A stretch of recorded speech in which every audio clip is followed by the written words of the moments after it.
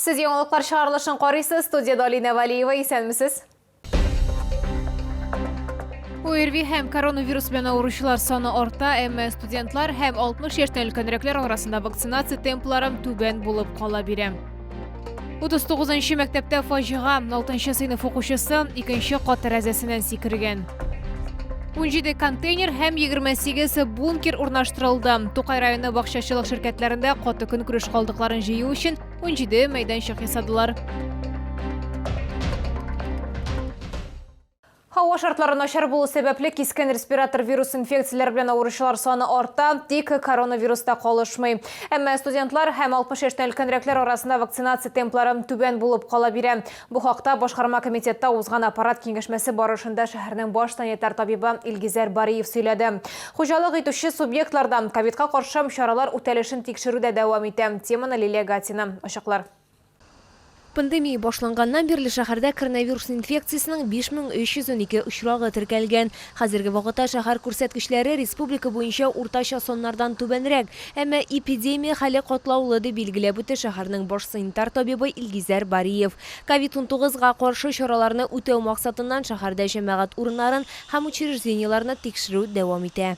За неделю проверено 16 объектов. Выявленное нарушение на 4 объектах. Нарушение, как правило, это не обеспечение полных режима дезинфекционных мероприятий антивирусными препаратами. Где-то отсутствует рециркулятор воздуха, термометры для измерения тела.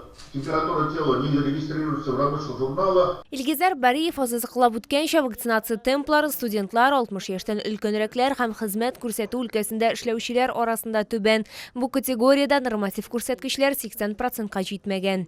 Значит, встретиться по тем направлениям, о которых мы сказали, Рамиль Марванович, Фарид Шавкатович, с руководителями высших учебных заведений. Это та категория, которую вы сказали.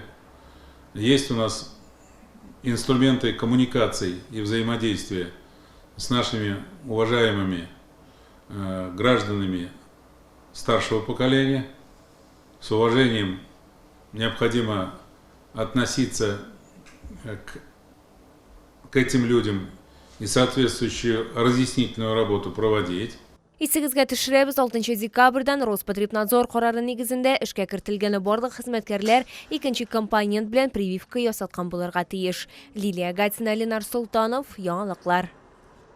Татарстанда коронавирус белән авыруның 227 яңа очрагы ачыкланган. Бу хакта Сәламәтлек саклау министрлыгының матбугат хезмәте хәбәр итә. 227 кешенең 58-е ашыгыч рәвештә хастаханәгә затканнар, калганнары үз йортларында дәваланачаклар. Шулда 24 яңа очрак теркәлде. Шулай итеп 6 декабрьгә Татарстан буенча коронавирус белән авыруның барлыгы 39453 очрагы билгеле, аларның 32623 терелгән, 49-ы узган тәүлектә.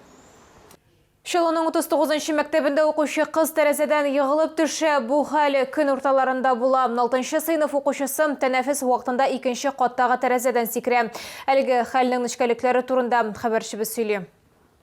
Гадәттән тыш хәл бүген сәгать 11ләр тирәсендә була. Ашханәдә тукланганнан соң укучылар сыйныфка керә. Кызыл сыйныфташлары сүзләренчә шул вакыт бәхәс килеп чыга. 12 яшьлек укучы сыйныфташлары белән бәхәс аркасында 2-нче кат тәрәзәсеннән сикерә. Укучылар исә бу хәлне видеога төшерә. Она вот там лежит.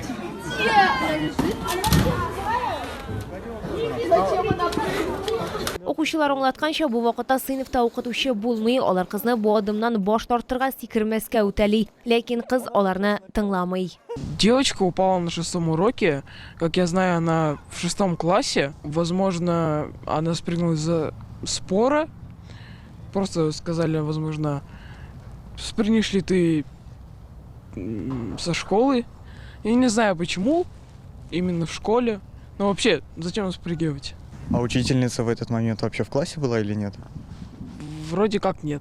Мәктәп җитәкчелеге безнең төшерү төркеме белән элемтәгә кермәде. Укучылар бу хәлне шәһәрләүдән баш тарттылар. Уку йорты сакчысы аңлатканча, мәктәп җитәкчелегенең прокуратура вәкилләре белән сөйләшүләре булган. Сказали никого не пускать. То есть разбирательство? Да, директор экопарка. Шолы прокуратурасы мәктәптә булган гадәттән тыш хәле буенча тикшерү үткәрәм. Шәһәр прокуроры Дмитрий Ерпилев белдергәнчә, кыз исән. Ул төрле җәрәхәтләр белән ашыгыч медицина ярдәме күрсәтү хастаханәсенә озатыла. Прибыла следственно-оперативная группа. Проводятся первичные следственные мероприятия, производится осмотр места происшествия, опрашивается педагогический состав и учащиеся школы, учащиеся данного класса.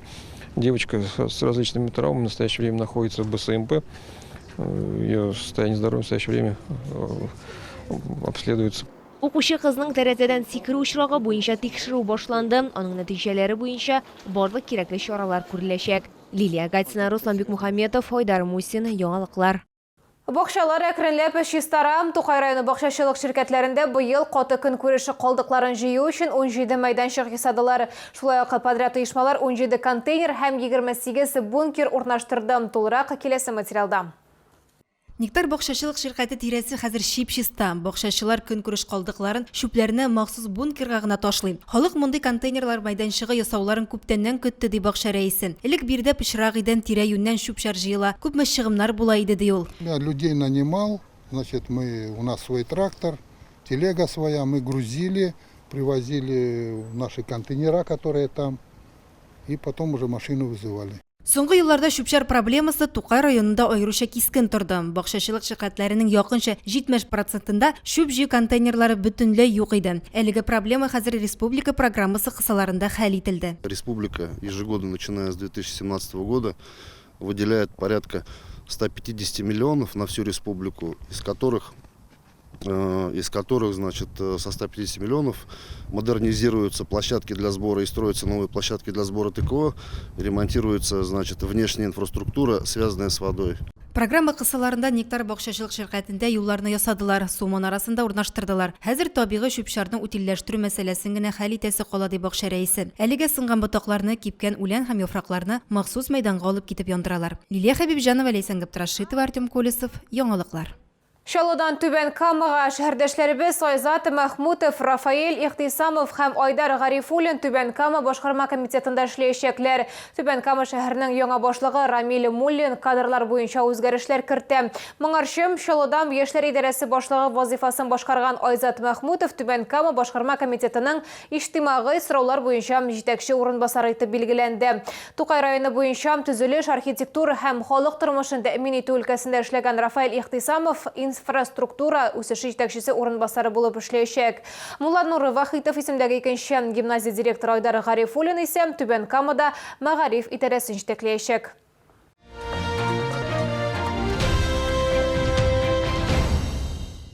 Шалуда Кама елгасы аша күпер буенча хәрәкәтне 2 елга якын чикләячәкләре, бирдә зур күләмле ремонт башлана. Катлам, деформацион җөйләр һәм су бүлү трубаларын яңарту, арадашы баганаларны һәм пролет конструкцияләрен ремонтлау планлаштырыла. Эшләрнең бәясе якынча 1 миллиард сум. Күперле юл участогының озынлыгы 1254 метр. Контрактны үтәү срогы 2023 елның ноябре. Исегезгә төшерәбез, Түбән Кама плотинасы аша күпер шәһәр өчен иң проблемалы участокларның берсе. Зур булмаган авария яки агымдагы ремонт эшләре транспорт бөкеләренә китерә. Җәй узагында күпердәге агымдагы ремонт шундый бөкеләрнең сәбәбе булды да, бу вазгыятьтә Татарстанның транспорт һәм юл хуҗалыгы министрына катнашырга туры килде. У вакытта автомобиль юллары предприятиесе бирдә деформацион җөйләрне яңартты. Без сезнең исегезгә төшерәбез, коронавирус инфекциясе белән авыручылар саны арта. Прививкам ясатырга ашыгыз, чөнки ул вирусны юктырмас өчен иң ышанычлы усул. Үзегезне һәм якыннарыгызны саклагыз. Бүгенгә шулар иде. Мин Алина Валиева. Сезгә уңышлы эшатналар теләп сау булашам. Игътибарыгыз өчен рәхмәт.